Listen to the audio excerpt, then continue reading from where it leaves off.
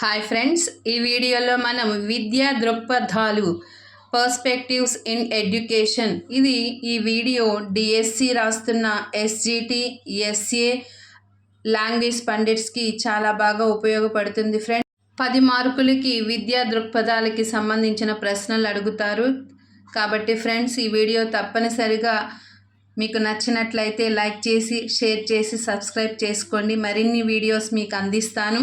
మొదటి బిట్, ఉపాధ్యాయ వృత్తి ప్రవర్తన నియమావళిని తొలిసారిగా యునెస్కో ఏ సంవత్సరంలో రూపొందించింది? ఉపాధ్యాయ వృత్తి ప్రవర్తన నియమావళిని తొలిసారిగా యునెస్కో ఏ సంవత్సరంలో రూపొందించింది? 1984. 1984. 2. ఎన్సిఈఆర్టీ 1997లో రూపొందించిన వృత్తి ప్రవర్తన నియమావళిలో ఎన్ని అధ్యాయాలు కలవు? 3 అధ్యాయాలు కలవు.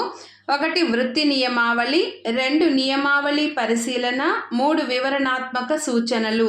ఎన్సిఈఆర్టీ 1997లో రూపొందించిన ఉపాధ్యాయ వృత్తి ప్రవర్తన నియమావళిలో 3 అధ్యాయాలు కలవు. 3. కేంద్ర ప్రభుత్వం 1983లో పాఠశాల స్థాయి ఉపాధ్యాయులకు, ఉన్నత స్థాయి ఉపాధ్యాయులకు సంబంధించిన అంశాలను అధ్యయనం చేయడానికి ఏ కమిటీని ఏర్పాటు చేసింది? చట్టోపాధ్యాయ కమిటీ. కేంద్ర ప్రభుత్వం 1983లో పాఠశాల స్థాయి ఉపాధ్యాయులకు, ఉన్నత స్థాయి ఉపాధ్యాయులకు సంబంధించిన అంశాలను అధ్యయనం చేయడానికి చట్టోపాధ్యాయ కమిటీని ఏర్పాటు చేసింది. చట్టోపాధ్యాయ కమిటీ సూచనలు ఏంటంటే, ఉపాధ్యాయులకు జీత భత్యాలు మిగతా ఉద్యోగుల కన్నా హెచ్చుగా ఉండాలి, ఉపాధ్యాయులకు ఉద్యోగ భద్రత కల్పించాలి, ఉపాధ్యాయుల పరిశోధన కాంక్షను పెంపొందించి వారి రచనలను ప్రచురించాలి, పలు ప్రదేశాలను దర్శించి అపారమైన జ్ఞానాన్ని పొందడానికి వారికి అనుమతిని ఇవ్వాలి, ఉపాధ్యాయ వృత్తి అర్హతలను పెంపొందించడానికి సెమినార్లను నిర్వహించాలి. 4 వ్యక్తిలో కదలికలను కలగజేసి ఆ వ్యక్తిని ఒక చర్యకు లేదా పనికి పూనుకునేటట్లు చేసే శక్తిని ప్రేరణ అంటారు. వ్యక్తిలో కదలికలను కలగజేసి ఆ వ్యక్తిని ఒక చర్యకు లేదా పనికి పూనుకునేటట్లు చేసే శక్తిని ప్రేరణ అంటారు. ఈ ప్రేరణను మనం ఆంగ్లంలో మోటివేషన్ అంటాము. ఈ మోటివేషన్ అనే ఆంగ్ల పదము మోవియర్ అనే లాటిన్ భాషా పదం నుంచి ఆవిర్భవించింది. మోవియర్ అనగా కదలిక లేదా చలనం అనే అర్థం వస్తుంది. వ్యక్తిలో కదలికలను కలగజేసి ఆ వ్యక్తిని ఒక చర్యకు లేదా పనికి పూనుకునేటట్లు చేసే శక్తినే మనము ప్రేరణ అంటాము. ఉపాధ్యాయుడిలో బోధనా శక్తి తగ్గినప్పుడు, స్తబ్దత విసుగుగా మారినప్పుడు, ప్రేరణ లోపించినప్పుడు ప్రేరణ అవసరమవుతుంది. ఉపాధ్యాయులకు తన వృత్తిలో నూతనోత్సాహాన్ని కలిగించడానికి ప్రేరణ అవసరమవుతుంది. 5. రాజ్యాంగంలో ఏ ఆర్టికల్స్ ప్రకారం సంఘాలను ఏర్పాటు చేసుకునే హక్కు ఉపాధ్యాయులకు కలదు? ఆర్టికల్స్ 19, 20. రాజ్యాంగంలో 19, 20 ఆర్టికల్ ప్రకారము సంఘాలను ఏర్పాటు చేసుకునే హక్కు ఉపాధ్యాయులకు కలదు. 6. ఏపీలో అతి పెద్ద ఉపాధ్యాయ సంఘం PRTU 1957. ఏపీలో అతి పెద్ద ఉపాధ్యాయ సంఘం PRTU. PRTU అనగా progressive recognised teacher union. Progressive recognised teacher union. 7. UTF. ఈ యొక్క పదాన్ని మనం విస్తరించగా యునైటెడ్ టీచర్ ఫెడరేషన్. UTFని విస్తరించగా యునైటెడ్ టీచర్ ఫెడరేషన్. 8. పాఠశాలలో ప్రధానోపాధ్యాయుడు మరియు అతని అనుమతితో చిన్న చిన్న పనులకు చేసిన ఖర్చులను ఏ రిజిస్టర్లో రాస్తారు? Contingent register.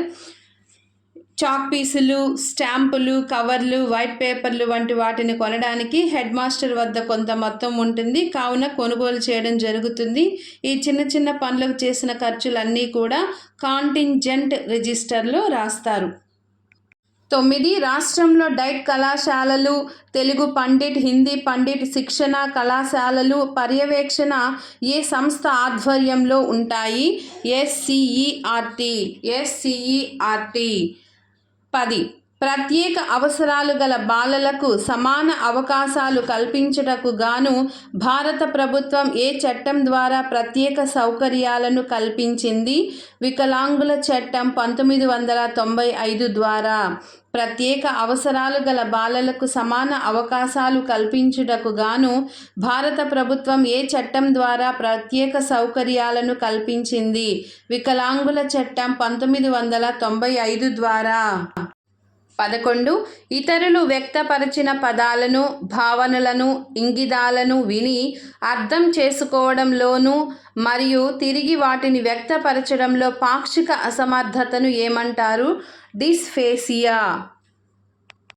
ఇతరులు వ్యక్తపరిచిన పదాలను, భావనలను, ఇంగితాలను విని అర్థం చేసుకోవడంలో మరియు తిరిగి వాటిని వ్యక్తపరచడంలో ఉన్న పాక్షిక అసమర్థతను డిస్ఫేసియా అంటారు. డిస్ఫేసియా మస్తిష్క ఘాతాలు, మెదడు సంబంధిత రుగ్మతల వలన సంభవిస్తుంది.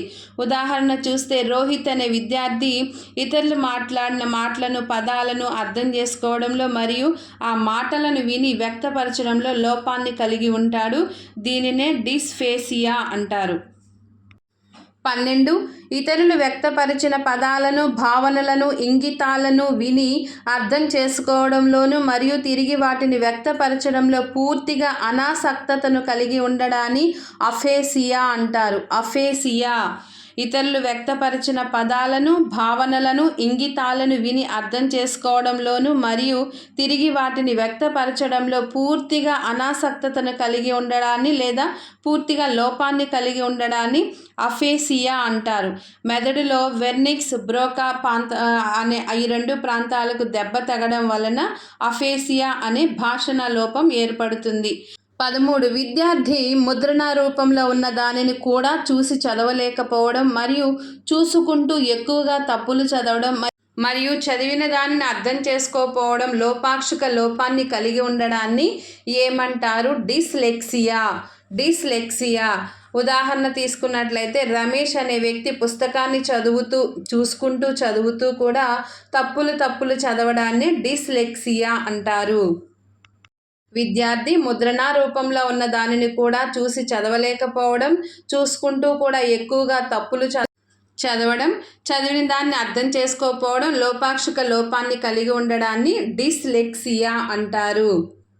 14. విద్యార్థి ముద్రణా రూపంలో ఉన్న దానిని కూడా చూసుకుంటూ చదవడంలో పూర్తి అనాసక్తతను కలిగి ఉండడాన్ని అలెక్సియా అంటారు. విద్యార్థి ముద్రణా రూపంలో ఉన్న దానిని కూడా చూసుకుంటూ చదవడంలో పూర్తి అనాసక్తతను కలిగి ఉండడాన్ని అలెక్సియా అంటారు. ఉదాహరణ సురేష్ అనే వ్యక్తి చదవమని పుస్తకాన్ని ముందు పెట్టినా కూడా పూర్తిగా చదవకుండా అనాసక్తతను అంటే ఆసక్తి లేకపోవడాన్ని చూపిస్తూ ఉంటాడు. దీనిని అలెక్సియా అంటారు. అనాసక్తతను కలిగి ఉండడాన్ని అలెక్సియా అంటారు. 15. ప్రతిభావంతులను దేశ ఆర్థిక ప్రగతికి లేదా దేశానికి పట్టుకొమ్మలు అని అన్నది ఎవరు? Sir Francis Galton. Sir Francis Galton. ప్రతిభావంతులను దేశ ఆర్థిక ప్రగతికి లేదా దేశానికి పట్టుకొమ్మలు అని అన్నది సర్ ఫ్రాన్సిస్ గాల్టన్. ఈయన ప్రతిభావంతులను దేశానికి పట్టుగొమ్మలు అని పేర్కొన్నాడు. సర్ ఫ్రాన్సిస్ గాల్టన్ ప్రతిభావంతులను దేశ ఆర్థిక ప్రగతికి లేదా దేశ ఆర్థిక భవిష్యత్తుకు బాటలు వేసేవారిగా పేర్కొన్నాడు. ప్రతిభావంతులను గుర్తించేది ఎలా అంటే ప్రతిభావంతుల చుట్టూ ఉన్న వారిలో తల్లిదండ్రులు, ఉపాధ్యాయులు, సమవయస్కులు ముఖ్యులు. ఒకటి పరిశీలన పద్ధతి ద్వారా, రెండోది పరీక్షా పద్ధతి ద్వారా ప్రతిభావంతులను గుర్తించవచ్చు అని సర్ ఫ్రాన్సిస్ గాల్టన్ పేర్కొన్నాడు. 16. The new method of representing by dots the form of letters గ్రంథకర్త Louis Braille 1824. The new method of representing by dots the form of letters గ్రంథకర్త లూయిస్ బ్రెయిలీ 1824. బ్రెయిలీ లిపి 1824. ఈ బ్రెయిలీ లిపిని లూయిస్ బ్రెయిలీ కనుగొన్నాడు. ఈయన France దేశానికి చెందిన విద్యావేత్త. ఈ బ్రెయిలీ లిపిలో 6 చుక్కలు ఉంటాయి కాబట్టి దీనిని 6 చుక్కల లిపి అని కూడా అంటారు.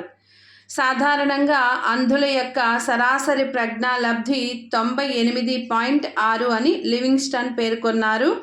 తర్వాత బ్రెయిలీ అంధుల పాఠశాలలో ఉపాధ్యాయుల విద్యార్థి నిష్పత్తి 1:8. 17 1913లో సెమీ బ్లైండీ క్లాస్ అనే పేరుతో తరగతులను ఏర్పాటు చేసిన వారు హెలెన్ స్మిత్. 1913లో సెమీ బ్లైండీ క్లాస్ అనే పేరుతో తరగతులను ఏర్పాటు చేసిన వారు హెలెన్ స్మిత్. 18 అవయవాలు అన్నీ ఉండి అంగవైకల్యంతో బాధపడే వారిని ఎథెటోసిన్ అంటారు. అవయవాలు అన్నీ ఉండి కూడా అంగవైకల్యంతో బాధపడే వారిని ఎథెటోసిన్ అంటారు. 19 రాజ్యాంగ పరిహారపు హక్కు రాజ్యాంగానికి ఆత్మ వంటిది అని అన్నది డాక్టర్ బిఆర్ అంబేద్కర్. రాజ్యాంగ పరిహారపు హక్కు రాజ్యాంగానికి ఆత్మ వంటిది అని అన్నది డాక్టర్ బిఆర్ అంబేద్కర్. 20 రాష్ట్ర సమాచార కమిషన్ ఎప్పుడు అమలులోనికి వచ్చింది? 13 అక్టోబర్ 2005. రాష్ట్ర సమాచార కమిషన్ ఎప్పుడు అమలులోనికి వచ్చింది? 13 అక్టోబర్ 2005. మొత్తం సభ్యుల సంఖ్య 10 మంది. వీరిని గవర్నర్ నియమిస్తాడు. 21 భారతదేశంలో తొలిసారిగా మానవ హక్కుల ప్రస్తావన ఎప్పుడు వచ్చింది? 1927 డిసెంబర్ 22న మద్రాసులో జరిగిన భారత జాతీయ కాంగ్రెస్ మహాసభలో. భారతదేశంలో తొలిసారిగా మానవ హక్కుల ప్రస్తావన ఎప్పుడు వచ్చిందంటే 1927 డిసెంబర్ 22న మద్రాసులో జరిగిన భారత జాతీయ కాంగ్రెస్ మహాసభలో. యుఎన్ఓ 1948 డిసెంబర్ 10న విశ్వ మానవ హక్కుల ప్రకటన చేసింది. అంటే universal declaration of human rights. UNO 1948 December 10న విశ్వ మానవ హక్కుల ప్రకటన చేసింది. 1946లో యుఎన్ఓ మానవ హక్కుల కమిషన్ను ఏర్పాటు చేసింది. అంతర్జాతీయ విశ్వ మానవ హక్కుల దినం డిసెంబర్ 10. మానవ హక్కుల్లో మొత్తము మనకి 30 ప్రకరణలు ఉన్నాయి. మానవ హక్కులను మానవ హక్కుల ప్రకటనలో భాగంగా 1948 డిసెంబర్ 10న ప్రకటించారు. బిట్టు చాలాసార్లు వచ్చింది ఫ్రెండ్స్. మానవ హక్కులను మానవ హక్కుల ప్రకటనలో భాగంగా 1948 డిసెంబర్ 10న ప్రకటించారు. 22 మనుషులు జీవిత ఆదర్శాలే విలువలు అన్నది ఎవరు? కేసి బట్టావే. మనుషులు జీవిత ఆదర్శాలే విలువలు అన్నది ఎవరు? కేసి బట్టావే. 23 national institute of orthopaedically handicapped సంస్థ ఎక్కడ ఉన్నది? కోల్కతా లేకపోతే Calcutta. National institute of orthopaedically handicapped సంస్థ ఎక్కడ ఉంది? కోల్కతా. 24 వినికిడి లోపానికి 2 ప్రధాన కారణాలు ఉంటాయి అని పేర్కొన్నది. హెల్మిర్ మైకేల్ బస్ట్ వినికిడి లోపానికి 2 ప్రధాన కారణాలు ఉంటాయని పేర్కొన్నాడు. 1 ఎండోజీనస్, 2 ఎక్సోజీనస్.